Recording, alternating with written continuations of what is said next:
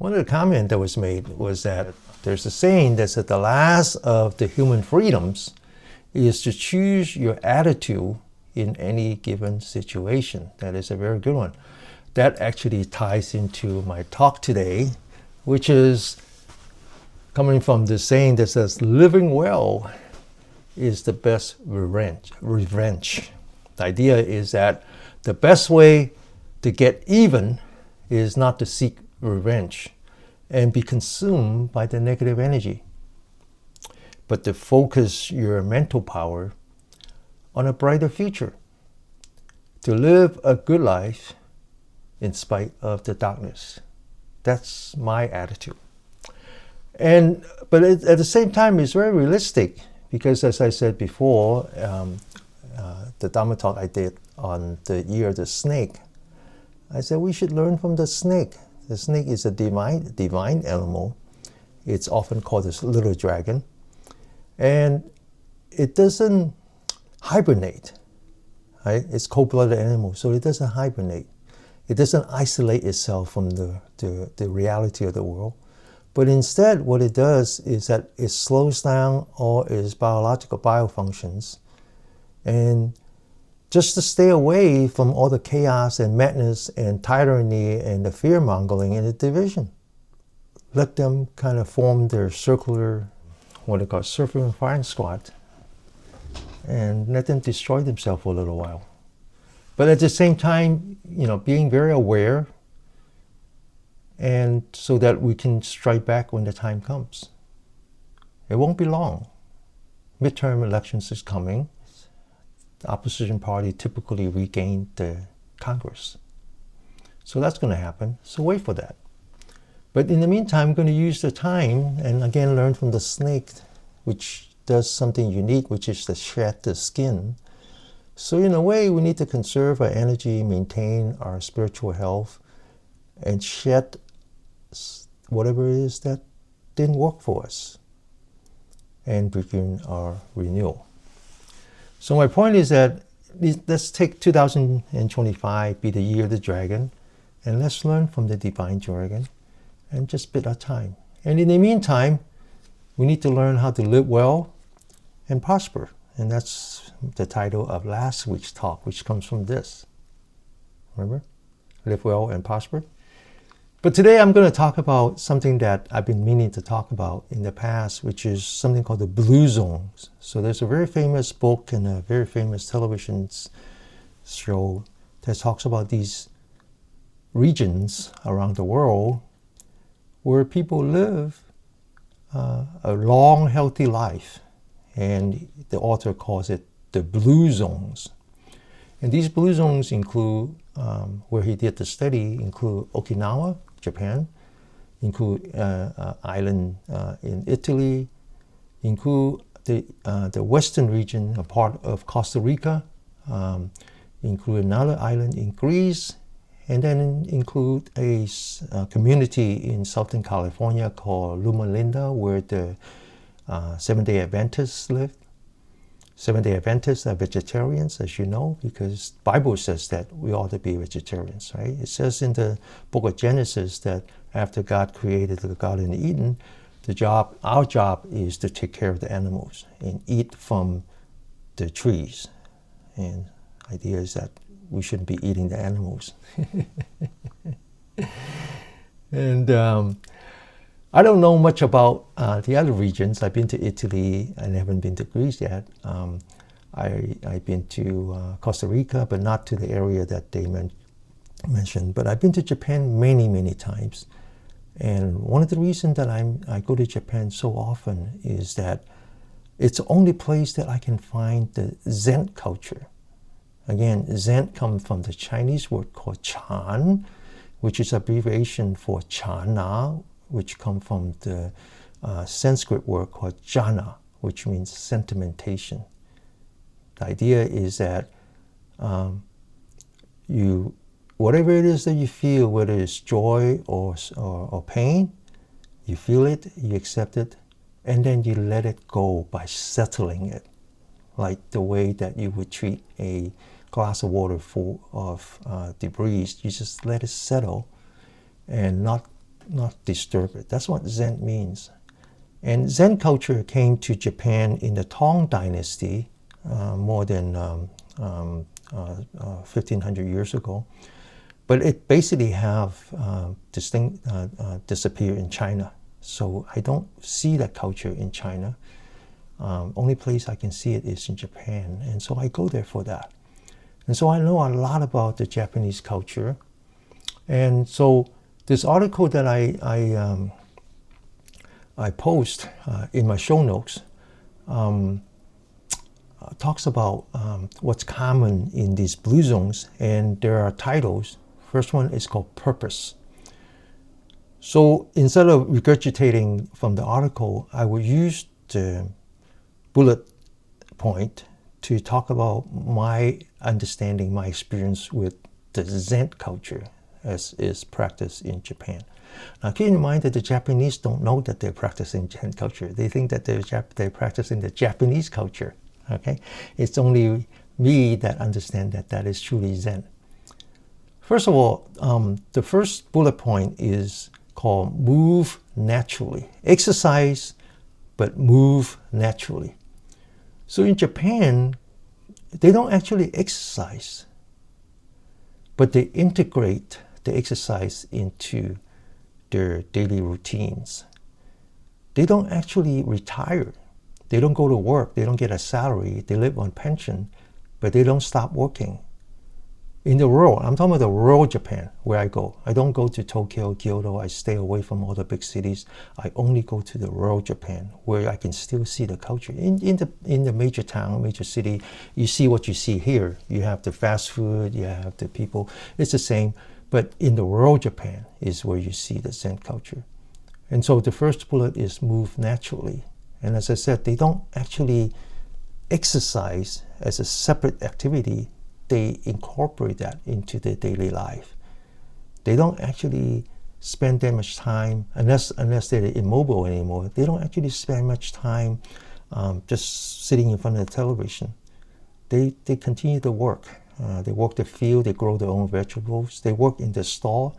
It's very often that when we drive in the world, we see a place that we recognize as a restaurant because they always have this banner that they hang, and when you see this banner, then they know that it's a shop and it's open. When you don't see the banner, then they're not open. And you walk in and you see 3 generations of family working together. And even when the grandmother cannot work, she would be out there, smiling and all that. Everybody works. Everybody works. All the exercise that they did are incorporated into their daily routine. To the extent that they exercise separately, the exercise is not to beat the body into submission, but rather to enhance the healing and also reduce inflammation in the body. So move naturally is the first bullet from this article, which I used to kind of summarize my experience with the Zen culture. The second one is called purpose. Purpose is very important, especially for aging. The Japanese, they don't confuse aging with dying. Dying, it's a cemetery is full of people who are dead, but they're not necessarily old people. Dying is dying, aging is aging. Right? So they don't confuse the two. They enjoy their life. They enjoy their retirement, and they live day by day. Every day, there's a purpose. They find joy in simplicity, simple life. And they have a common purpose in helping each other. They live in a very precarious place. It's an island. It's actually made of thousands of islands. 4 of them are bigger than the others. So there are 4 major islands. And every day there's earthquake. And when there's an earthquake that we hear about, then there's tsunami. And there's, flood and mudslides and all that. It's just natural disasters every day. But they have a purpose to survive together. They actually have a purpose to survive together. I'm reminded of a story that I heard about a guy who passed away and walked up to the St. Peter's gate, and St. Peter says, "Ooh, look at your life. You belong in hell." And the guy said, "Really? What happened?" "Well, you know what you did." And the guy said, No, that's not true. It's just show me hell first, and then I'll tell you if I belong there. So St. Peter's brought him to this dining hall with a long, long table and full of food. I mean, all kinds of food, good food, desserts and meats and, all that. And the guy says, "That's hell?" I said, "Well, take a look." And you notice that they have these utensils, this fork and spoons, but they're very long. They're really, really long. So you see all this food in front of you, but you can't eat it. You grab it and you just can't eat it. And so they fight for it, and so they use this as a weapon, and they hit each other, trying to get at the food. So St. Peter says, "Well, that's hell." And the guy says, "No, but I want to see heaven. I think I belong in heaven." And St. Peter said, "Okay, but one last look." So he brought him to the second chamber. He opened the door. And again, there's the same long dining table. Again, there's food and desserts and all the good stuff. And the guy says, "But look, that looks just like hell." Because he also has these long, these utensils with long handle. And then St. Peter said, "Well, take a look." And they notice that people there, instead of fighting each other, they take the long spoon and they feed each other. I remember the story, and that's the difference between hell and heaven. We are in hell now. This country is now in hell because we choose a very small minority. I talk about this. I'm very faith. I have a lot of faith in our country. I talk about how only 100,000 people made a difference. But in any case, a small minority of people hijacked our country and focused on hate and division and turn it into hell. Someday we're going to take it back. It will be the same country, but then we choose to live in harmony and choose compassion and love and kindness. Then it will be heaven. And so the Japanese, they believe in helping each other in spite of all the volatility. They actually lower the price whenever there's an earthquake. They don't gouge. They actually voluntarily lower the price of the food just so that people can afford it. The third bullet is called downshift. People live a much more slower life, slow food, slow living. You notice that people are move in a very different pace. So people ask me, say, "Well, Denny, when you go to Japan, do you take the train?" I said, "Yeah, I used to take the train, but now I drive." "But they drive on the wrong side of the street." I said, "That doesn't matter. People drive so slow." They really drive very slow. They live a very slow life. They don't actually meditate. There are very few true meditators in Japan. But from my eyes, they meditate all day long because they meditate through simple tasks. As simple as going to a store where you buy a sandwich, not in a 7-Eleven, but in a traditional shop where you buy a mochi or something. They take the time to wrap it and then present it to you. They take the time to take your money, count it, and everything is very slow, very mindful. So they are in fact practicing the triangle, the foundation of what someone says, faith, diligence, and mindfulness. Everything they do, they're focused. They're giving you the best. They continue to modify, to improve what they do. That's called diligence. And they have faith in their existence. The culture is such that their emperor, they believe the emperor is divine, that the emperor is the descendant of God. Therefore, they are the descendants of God. They have faith in their existence. Another bullet is called the 80% rule. The idea is that 80% is you only eat 80% full. But it's not just that. It's not just that. They don't just not overeat, only about 80%. So I'm not used to that. So when I go at first, I say, well, that's not enough food for me. But then what you find is that if you take it slow and you take your time to chew your food and all that, and when you finish, you're not up to here, you're full. But it's just that we used to, you used to the feeling where you were really full.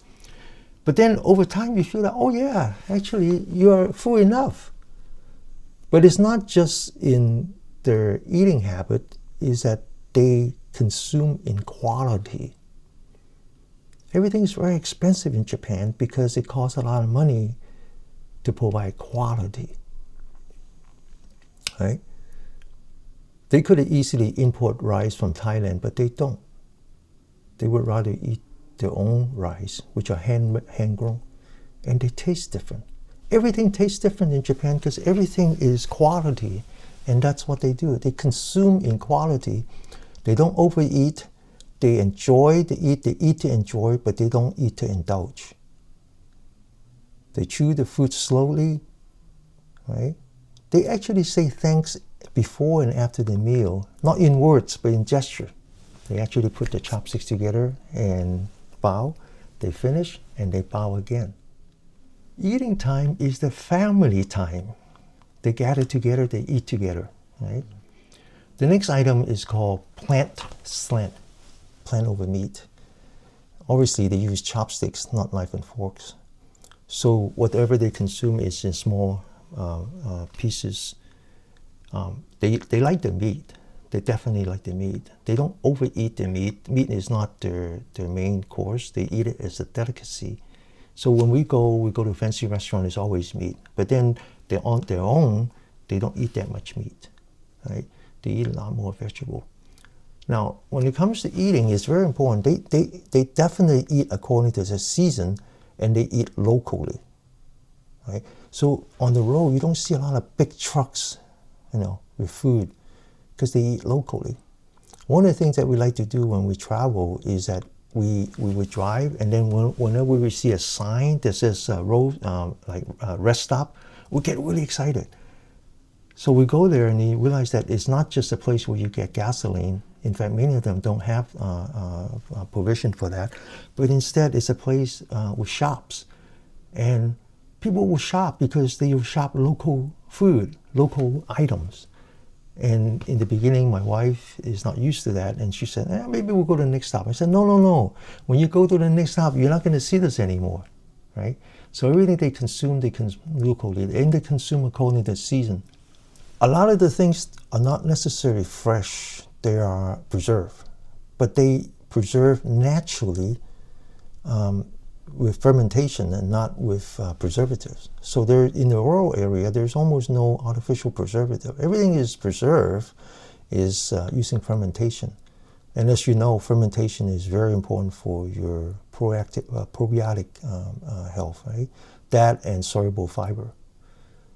For example, in Japan, you cannot call something soy sauce if it's not fermented naturally. Now, all soy sauce in America, in the West, in China, are fermented artificially. But in Japan, you cannot do that and call it soy sauce. In addition to that, they have nattos, which is the stinky beans, like cheese, and they have miso. Miso is very important, right? Okay, so they do that. The next one is called wine at 5 p.m. I believe in that. That's my Alexa. Now, of course, in Japan, they don't consume wine, as in grape wine. Here I do, right? Because we have plenty of wine. I drink my wine. I drink my red wine mostly. I don't like white wine all that much. Red wine. But in Japan, they drink the sake, which is fermented, naturally fermented rice wine. The next one is called belong. They don't age alone. They always belong to something. And there's no disagreement between Buddhism and Shintoism. Two coexist. They have different purpose in their life. Shintoism is not a belief in deity. People don't understand that. It's not a belief in God, but a belief in the divine, that there is spirit in this world, and we are human being is just a inhabitants. And in order to live in harmony, we must be in harmony with the nature. So taking care of the planet Earth is not something that is nice to do, but it's something that is very important to do. And so one of the things that I do a lot in Japan is go to what they call onsen, which is the hot spring. And you will notice that in the hot springs, they have these shrines. And the idea is that they have to be in harmony with the deity that is protecting the water in order for the water to heal. So the respect for the environment is built into the culture. One of the things that impresses me about the Japanese culture in the sense of belonging is how they treat the children. The children go to school, they have responsibilities. They are taught to clean up after themselves. They are taught to share functions like cleaning the hallway, cleaning windows. Little kids. And in America, we say, wow, that's exploitation. Not only that, when I go to these hot springs, I see father and mother. You know, we have separate bath, women and men. The father would take the son, and the wife would take the daughter. And I noticed that taking your son to the hot bath is part of their family education. It's actually teaching the kid not just the etiquette of how to do a bath, but showing them how to do it in such a way that respects other people. The culture is such that you leave it better than you found it. So before you jumped into the water, you walk in. First of all, it's silence, noble silence. Taking a hot bath is a meditative process. They don't know that. And you remain silent. You don't shout. You don't run around. You walk in mindfully. You take off all your clothes. You put it in the basket or a drawer. Little kids are taught that. Then you take a towel. You put that, you cover whatever you want to cover. It's a very small one. You walk in, and before you get into the hot water, you scrub yourself down from top to bottom completely. Then again, you take the small towel, cover wherever you want to cover. You walk down to the water. You take the towel, you put it on top of your head, because that piece of towel had touched your body, and you're not supposed to put it back in the water to contaminate the body. You always leave it better than you found it. When you go to a temple or a shrine, at the bottom of the staircase, of the stairs, there is a place where you cleanse yourself. These are like holy water. Usually they have very dragons and so, very, very decorative. There is a little bucket with a long stick, and you take the water, you clean your hands, you clean your face, you do all that. And the very last thing you do is that you hold on to that long handle, you take another bucket of water, and you do it in such a way that the water comes down, clean the stick, and then you put it back. You leave it better than you found it. Belonging. Finally, put loved one first. They live together, multi-generations. They unconditional love to the family, unconditional to the neighbors. And finally, finding the right tribe. So living well is the best revenge. And living well doesn't mean living well materially. We must live well spiritually as well. Let's take the time. Let's take the time and give us an opportunity to live well and prosper. Okay? Let us be blessed with health, with peace, and with happiness.